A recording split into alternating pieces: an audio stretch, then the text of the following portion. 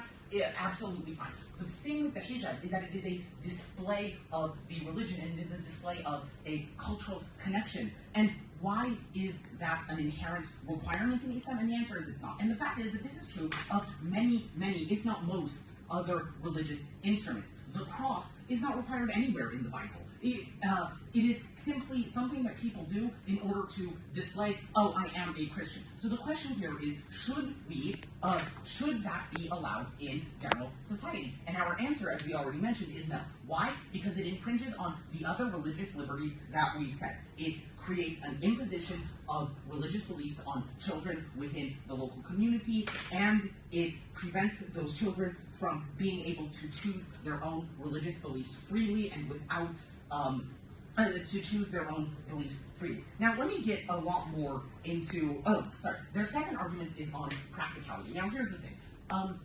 The fact of the matter is that the enforcement of this is not only going to be done through police stopping people on the streets. Like you mentioned, police have other things that they deal with. But the fact is that these things happen in a lot of other ways. You typically need to get city ordinances, city permission before putting up displays. If you're going to be going to a public building, they'll in our world, they typically check and tell you to remove a cross necklace. The point is that enforcement does not have to be nearly as aggressive as you guys believe that it has to be, and is simply just a part of the society. Now, on to what they were saying about how there is more sectarianism on their side of the house. Now, why is it that we believe that Muslim isolationism is greater on their side than on ours? The reason we say this is because when you allow for the public display of religion, non-Christians will walk out of their house and just be bombarded with Christian symbols, Christian ideology, Christian ideals. And the fact of the matter is, in doing so, they will go, oh, this place doesn't represent me, let me find somewhere that does. They'll create those enclaves. Same with other religious minorities. As they leave, who's remaining in those neighborhoods that they now left? Well, it's the Christians, the ones who are represented. But on our side of the house, we don't have that, because non-Christians are not constantly being bombarded with reminders that their local areas are not Muslim, that their local areas are not Jewish, etc. I'll take the POI.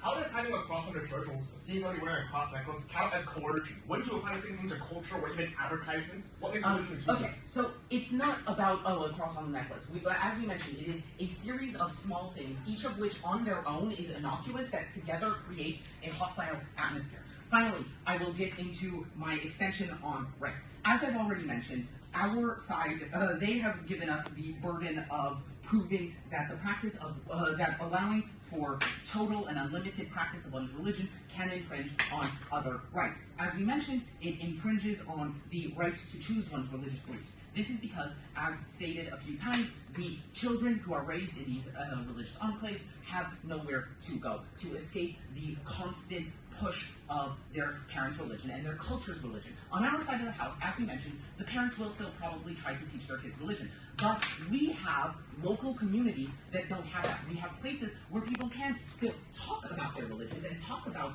their beliefs, but where there is greater homogeneity. Even if there are areas that have a disproportionate Muslim influence, they won't be enclaves in the same way. But it also imposes on their rights to avoid the imposition of religious beliefs and by others, because as the Muslims who, prior to moving to enclaves, are constantly seeing, protected time, are constantly seeing religious imagery that it doesn't align with them, they feel this societal push. They feel that their society on a whole is pushing them towards Christianity.